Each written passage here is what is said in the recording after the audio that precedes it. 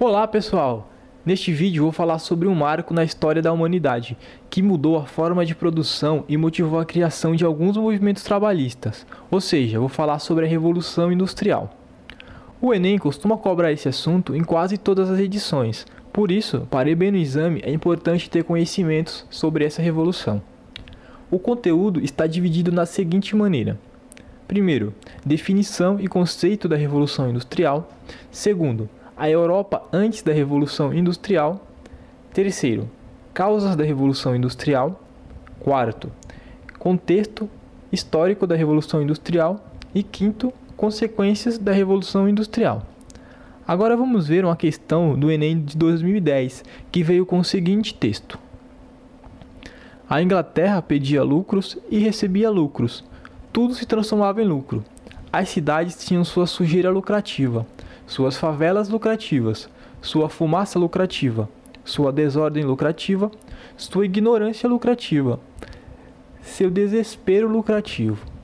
As novas fábricas e os novos altos fornos eram como as pirâmides, mostrando mais a escravidão do homem do que seu poder. Depois do texto, a questão veio com o enunciado que falava o seguinte: qual relação é estabelecida no texto entre os avanços tecnológicos ocorridos no contexto da Revolução Industrial Inglesa e as características das cidades industriais no início do século XIX? Letra A. A facilidade em se estabelecerem relações lucrativas transformava as cidades em espaços privilegiados para a livre iniciativa, característica da nova sociedade capitalista. Letra B. O desenvolvimento dos métodos de planejamento urbano aumentavam a eficiência do trabalho industrial. Letra C. A construção de núcleos urbanos integrados por meio de transporte facilitava o deslocamento dos trabalhadores das periferias até as fábricas. Letra D. A grandiosidade dos prédios onde se localizavam as fábricas revelavam os avanços da engenharia e da arquitetura do período, transformando as cidades em locais de experimentação estética e artística.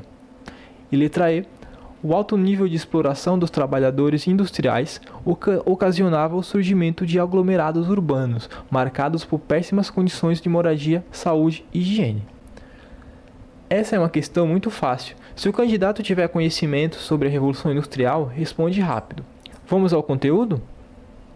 A Revolução Industrial foi um conjunto de mudanças que aconteceram na Europa nos séculos XVIII e XIX. A principal característica dessa revolução foi a substituição do trabalho artesanal pelo trabalho assalariado, com o uso de máquinas. Apesar da produção ser predominantemente artesanal, países como a França e a Inglaterra possuíam manufaturas.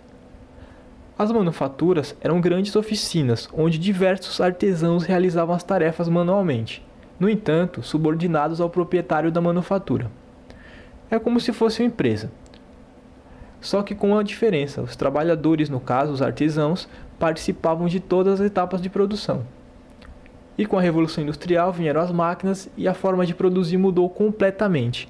Os trabalhadores não participavam mais de todas as esferas produtivas, ficavam incumbidos de realizar etapas específicas do trabalho, que geralmente ficavam apenas controlando as máquinas. Isso, com o passar dos anos, tirou da classe trabalhadora a habilidade de produzir os produtos de forma completa, uma vez que eles se tornaram meros operadores de máquinas. A Revolução Industrial ocorreu na Europa devido a 3 fatores importantes. Primeiro, os comerciantes e os mercadores europeus eram os principais manufaturadores e comerciantes do mundo. O mercado estava em completa expansão. O crescimento contínuo da população propiciava uma grande reserva de mão de obra. A grande pioneira no processo da Revolução Industrial foi a Inglaterra.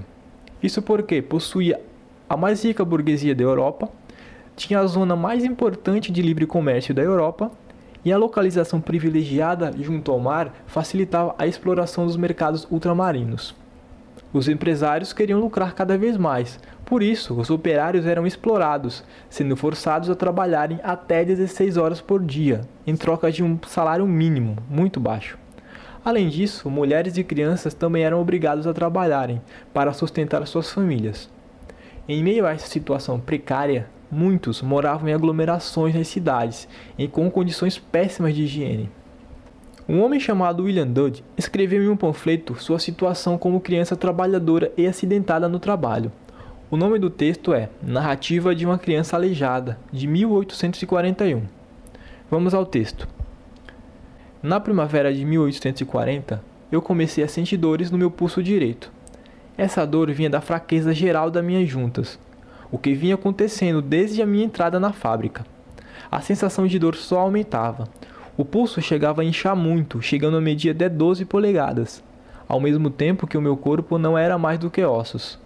Eu entrei no Hospital São Tomás no dia 18 de julho para operar. A mão foi extraída um pouco abaixo do cotovelo. A dissecação fez com que os ossos do antebraço passassem a ter uma curiosa aparência, algo como uma colmeia vazia, com o mel tendo desaparecido totalmente. Esse texto é bem forte e retrata uma das consequências negativas da Revolução Industrial. Essa situação causou a revolta dos trabalhadores, que durante a história se organizaram na luta por condições melhores. Bom, foram 3 os principais movimentos trabalhistas do século XVIII, ou melhor, que surgiram no século XVIII. Foram eles: o movimento ludista, o movimento cartista e o sindicalismo. O movimento ludista, também conhecido como quebra-máquinas, começou em 1811. Ludista, devido ao seu líder Ned Ludd, que comandou invasões a fábricas e a destruição de suas máquinas. Aqueles que aderiram ao movimento acreditavam que a intenção das máquinas era poupar mão de obra, fazendo com que os trabalhadores trabalhassem 2 jornadas diariamente. Pouco mais de 2 décadas, surgiu o movimento cartista. Era uma associação de trabalhadores que tomava medidas contra seus patrões, exigindo melhores condições de trabalho, redução da jornada, extinção do trabalho infantil, salário mínimo, entre outras reivindicações. E a terceira e última forma de manifestação trabalhista foram os sindicatos, que são bem conhecidos até hoje. É um tipo ideológico de associação. Tem como característica principal o caráter partidário, ou seja, são os trabalhadores que são contra o Estado burguês. Isso acarretou o surgimento de doutrinas anticapitalistas, como o comunismo e o anarquismo. Bom, então vimos até agora que a Revolução Industrial começou na Inglaterra, foi motivada por fatores econômicos e comerciais, mudou a forma de trabalho, que antes era artesanal e manual, e com a Revolução passou a ser mais automatizado e feito por etapas, causou muita pobreza e exploração aos trabalhadores, acarretou o surgimento de movimentos trabalhistas. Vamos agora responder aquela questão do Enem? Vamos lá.